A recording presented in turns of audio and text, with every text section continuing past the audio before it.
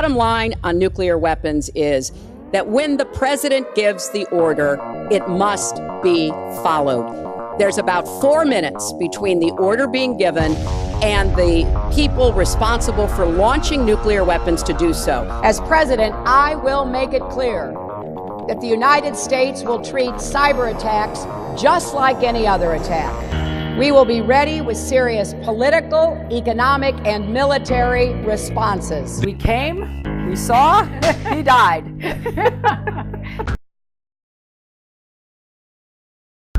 With her, you'll end up in World War III.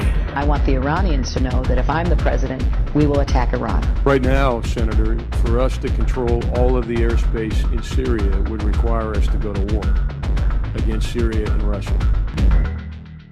The U.S. military has just raised the threat level to DEFCON 2. Meanwhile, Hillary Clinton is still threatening Russia with military action following unconfirmed reports of further hacking. It's like she's not even concerned about the repercussions. Of course not, because she's... There's a really loud noise. All right, looks like we're having a little bit of technical difficulties. We'll try to get Leanne back on in a few minutes. When the president gives the order, it must be followed.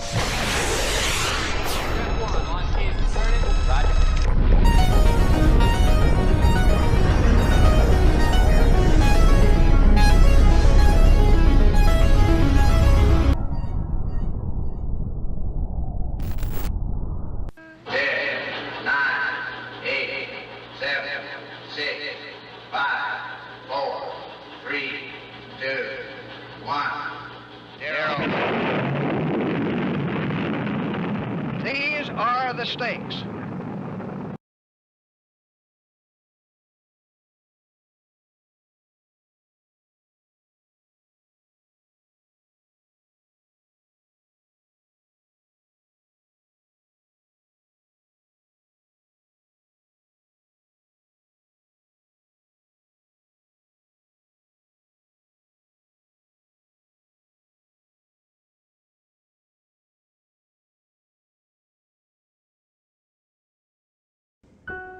Within 1,000th of a second of the detonation of this bomb, a fireball would form, reaching out for 2 miles in every direction, 4 miles across.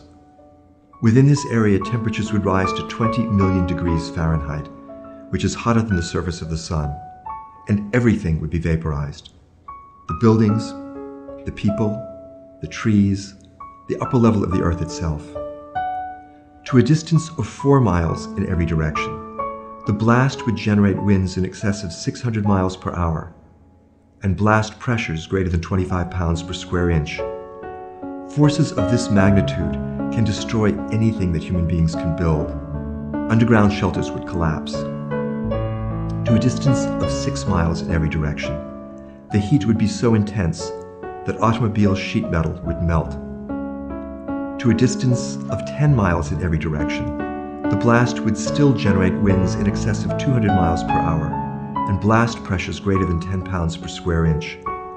Forces of this magnitude would level wood frame buildings, masonry buildings. A modern steel and concrete building would see its walls and floors swept out. Just the steel skeleton would remain. To a distance of 16 miles in every direction, the heat would be so intense that everything flammable would burn. Wood, paper, cloth, heating oil, gasoline, it would all ignite. Hundreds of thousands of fires, which would, over the next half hour, coalesce into a giant firestorm, 32 miles across, covering over 800 square miles. Within this entire area, the temperature would rise to 1,400 degrees Fahrenheit. All the oxygen would be consumed, and every living thing would die. Beyond this great firestorm, the destruction would continue, and there would be hundreds of thousands, if not millions of people suffering severe injuries, crush injuries, penetrating injuries, extensive burns, blindness from retinal burning. All of these people would need intensive medical care, but it would not be available because most of the hospitals would be destroyed, most of the doctors and nurses and other health professionals would be dead. There'd be no electricity to run the ventilators and cardiac monitors.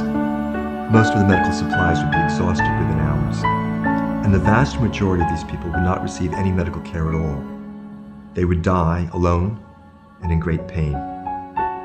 And if this attack were part of a large-scale war between the United States and Russia, this level of destruction would be visited on every metropolitan area in the United States and in Russia.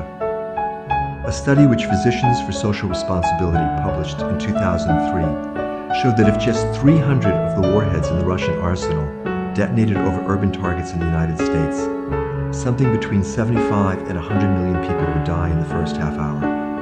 In addition, the entire economic infrastructure would be destroyed. The transportation system, the communications network, the public health system, all the things that a modern industrial country requires to maintain its population, all of these things would be gone.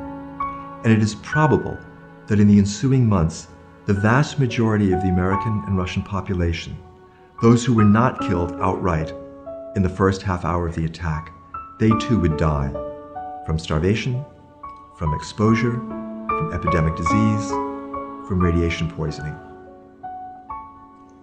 As unimaginable as these direct consequences are, they are not the worst part of the story. Here too, it is the environmental consequences that we need to really look at.